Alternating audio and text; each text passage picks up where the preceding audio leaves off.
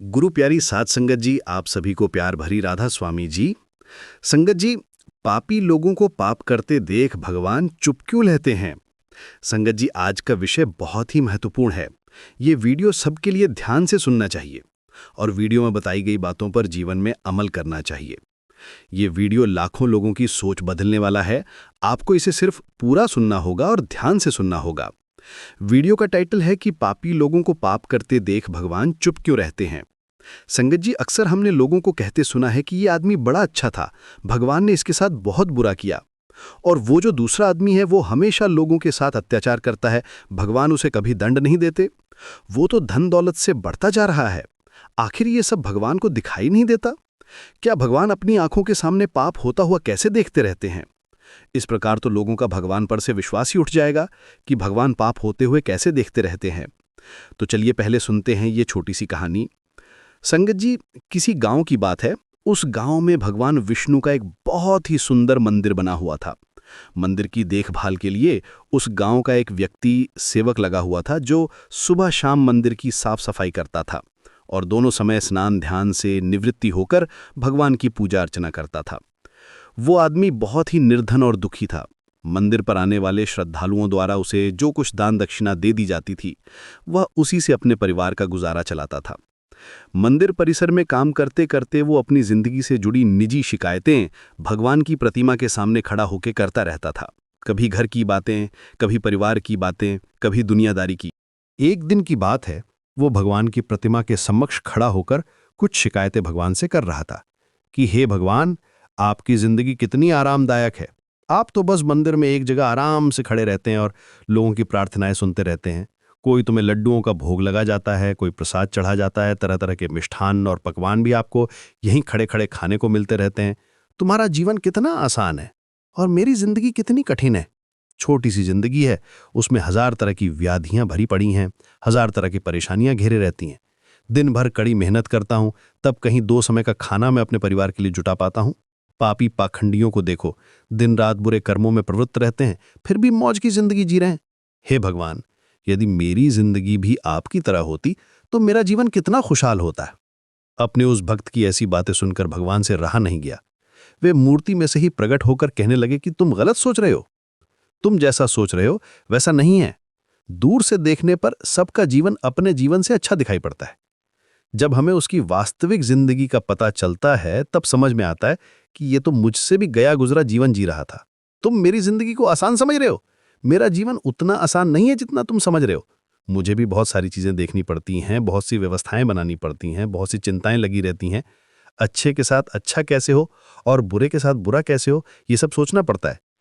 कोई किसी असहाय को सताता है, कोई पीड़ित को पीड़ित करता है, तो उसकी रक्षा करनी पड़ती है। मेरी जिम्मेदारी को जिस दिन तुम समझ जाओगे, उस दिन तुम्हें मेरी मेहनत के बारे में भी पता चल जाएगा। इतना आसान नहीं है भगवान बनना। जिस तरह पिता बनकर मनुष्य अपनी संतानों को निभाता है, उनके दुख सुख और अच्छे बुरे का ख्याल रखता है, उसी तरह मुझे भी तुम सबका ख्याल रखना पड़ता है। इतनी सारी जिम्मेदारियों को एक साथ निभाना आसान काम नहीं है। भगवान की बात सुनकर भक्त बोला कि हे भगवान जी, ये आप कैसी बातें कर रहे हैं? आपका काम तो सचमुच में बड़ा आसान है। जिस तरह पूरे दिन आप खड़े रहते हैं, तुम्हारी तरह मैं भी पूरे दिन खड़ा रह सकता हूं। इसमें क्या बड़ी बात है? भगवान बोले कि बेटे, मैं फिर कहता हूं, तुम नहीं कर पाओगे। मेरे इस कार्य में बड़े धैर्य की आवश्यकता पड़ती है और मनुष्य में इतना धैर्य नहीं है कि वो परिणाम घोषित होने तक रुक पाए। मनुष्य के अंदर ये कमजोरी होती है कि वो थोड़ा सा सुख पाकर घमंड से भर जाता है और जरा भी दुख पड़ गया तो टूटकर बिखर जाता है।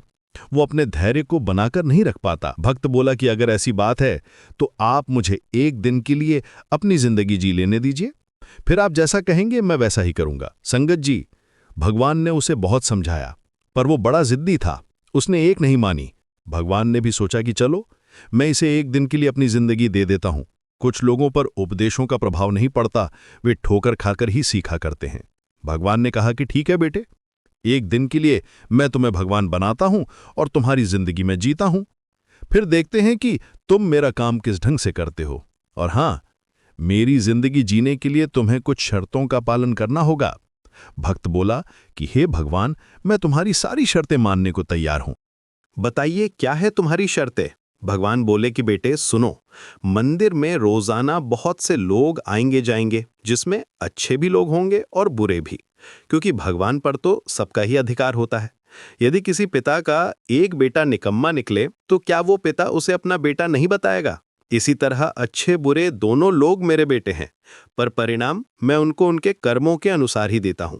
भगवान बोले कि बेटे, जब तुम भगवान बनकर मेरे स्थान पर खड़े होगे तो तुम्हें अच्छा कहने वाले लोग भी आएंगे और बुरा कहने वाले भी आएंगे। तब तुम्हें चुपचाप उनकी बातें सहन करनी है और धैर्य के साथ उनकी बातों को सुनना है और उनके अच्छे बुरे कर्मों को देखना है। तुम्हें अपनी तरफ से कुछ भी नहीं कहना है, चाहे कुछ भी हो जाए। भक्त ने कहा कि ठीक है भगवान, मुझे तुम्हारी सारी शर्तें मंजूर है। संगत जी, अब तो भगवान ने उस भक्त से एक दिन के लिए जिंदगी बदल दी। एक दिन के लिए उसे भगवान बनाकर मूर्ति में विराजमान कर दिया और स्वयं सेवक बनकर मंदिर की सेवा करने लगे। तो क्या देखते हैं कि उस मंदिर में माथा टेकने के लिए एक बहुत बड़ा व्यापारी आता है।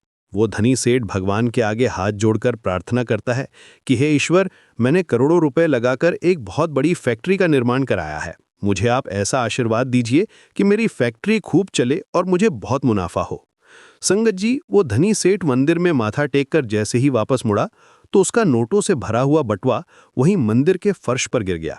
वो सेठ को पता भी नहीं चला और वो मंदिर से बाहर निकल गया। मंदिर की गरिमा बनी रहे और किसी को कोई शक न हो, यही सोचकर भगवान बना हुआ वो भक्त चुपचाप खड़ा देखता रहा। तभी उस मंदिर में एक बड़ा ही गरीब आदमी आता है।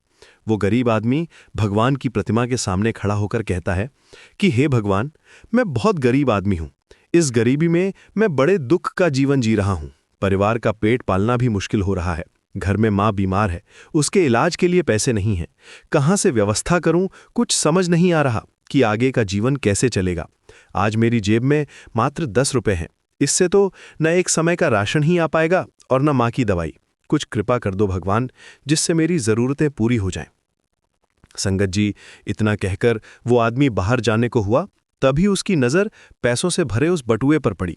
उसने झट से बटुआ उठा लिया और उसमें बहुत सारे पैसे देखकर वो मन ही मन खुश होने लगा और भगवान को धन्यवाद देने लगा कि हे भगवान, आप वास्तव में बड़े महान हो।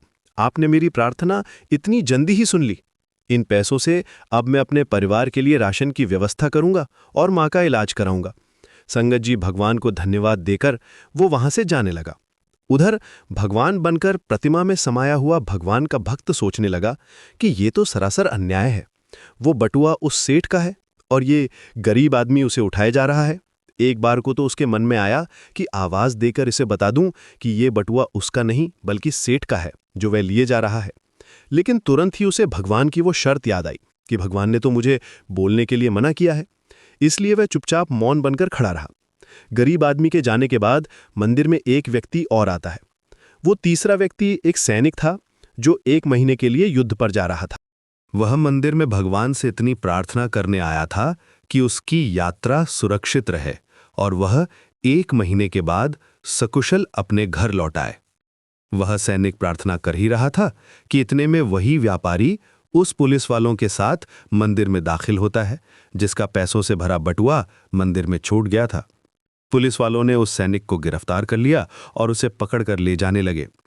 ये बात भगवान बने हुए भक्त को बिल्कुल भी हजम नहीं हुई, क्योंकि वह सैनिक तो बिल्कुल निर्दोष था। बटुआ तो वह गरीब आदमी लेकर गया था। भगवान बने हुए भक्त को अपने सामने होता ये अन्याय का काम पसंद नहीं आया। वह भगवान की शर्त को याद करके चुप रहना चाहता था, क्योंकि भगवान ने उसे बोलने के लिए मना किया था। लेकिन वह इस अन्याय को मौन रहकर देखना भी नहीं चाहता था। वह जानता था कि उसके चुप रहने का मतलब है कि एक बेकसूर आदमी को सजा हो जाएगी। उससे रहा नहीं गया, वह बोल ही पड़ा कि रुक जाओ, इसने नहीं चुराया है तेरा बटुआ। तेरा बटुआ तुझसे पहले मंदिर में आए गरीब आदमी चुरा ले गया है। मैं भगवान हूं और मैंने सब कुछ देखा है। संगत जी, अब भला पुलिस वाले भगवान की बात क्यों ना माने? उन्होंने तुरंत सैनिक को छोड़ दिया और उस गरीब आदमी को पकड़कर उससे सेठ का बटुआ भी छीन लिया।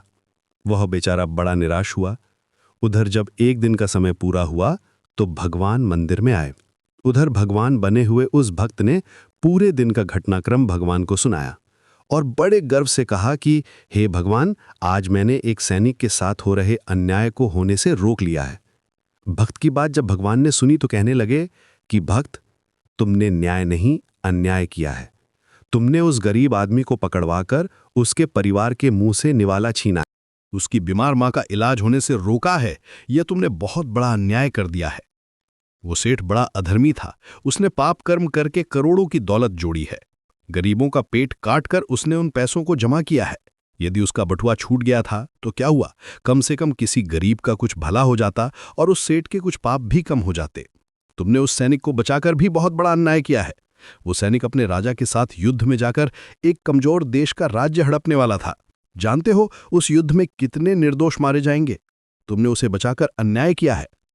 भक्त को भगवान की बात सुनकर बड़ा पश्चाताप हुआ। कहने लगा कि भगवान, मैं तो वही देख पा रहा था जो मेरी आंखों के सामने हो रहा था।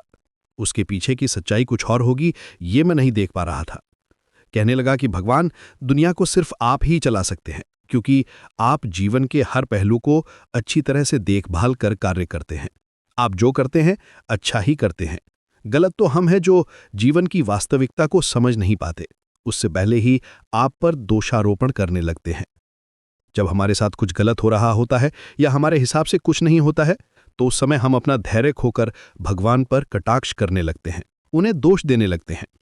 हम ये समझ नहीं पाते कि हमारे साथ हो रहे गलत कार्य में भी भगवान की कोई न कोई योजना छुपी हुई होती है, जो आगे चलकर हमारे लिए हितकर साबित हो सकती है। समझदारी इसी में है कि हमें गंभीरतापूर्वक कार्य के अगले पिछले परिणाम को सोच लेना चाहिए। यदि आपके साथ आपकी मर्जी के अनुसार कुछ नहीं हो रहा है, तो उसमें भगवान की मर्जी समझना चाहिए, और भगवान जो करता है वो अच्छा ही करता है। पहला कारण तो यह है कि भगवान तब तक आपकी मदद नहीं करेंगे जब तक आप दुनिया वालों पर आश्रित रहेंगे। जिस दिन आप भगवान पर निर्भर हो जाएंगे, वे आपकी मदद के लिए जरूर आएंगे। दुनिया वालों पर और परिवार वालों पर आश्रित होने के कारण भगवान ने द्रौपदी की भी लाज नहीं बचाई थी। जब तक उसे लग रहा था कि मेरे बुजुर्ग भीष्म पितामह, द्रोणाचार्य, कृपाचार्य, विदुर और मेरे 5 शूरवीर पति मुझे अपमानित नहीं होने देंगे, तब तक उसने भगवान को याद नहीं किया, और न तब तक भगवान श्री कृष्ण उसकी मदद के लिए आगे आए। वे तो इंतजार देख रहे थे कि द्रौपदी कब अपने परिवार वालों को भूलकर मुझे पुकारे और मैं जाकर उसकी लाज बचाऊं। और हुआ भी यही।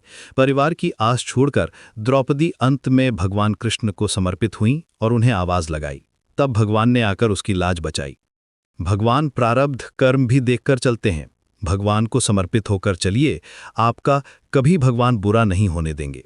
संगत जी, ये कहानी आपको पसंद आई हो तो वीडियो को लाइक करना और चैनल को सब्सक्राइब करना। मिलते हैं अगली कहानी में नई ज्ञान चर्चा के साथ। आप सभी संगत जी का बहुत बहुत धन्यवाद।